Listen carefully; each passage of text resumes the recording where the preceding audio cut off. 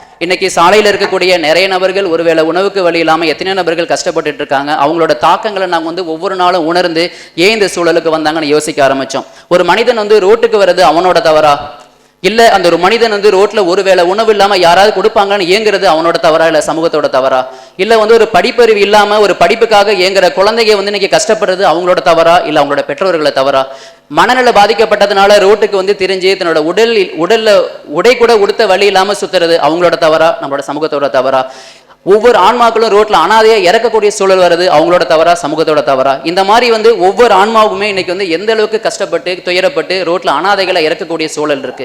இன்னைக்கு இதோட மனிதத்துவம் அப்படிங்கிறது எங்க போச்சுங்கிற கேள்விதான் எங்களுக்குள்ள இருக்க ஆரம்பிக்குது. இன்னைக்கு விளிம்பு நிலையில இருக்கக்கூடிய ஒரு மக்களை நம்ம உயர்த்தல அப்படின்னா அது உண்மையான சமூகமே கிடையாது அப்படின்னு சொல்லுவோம்.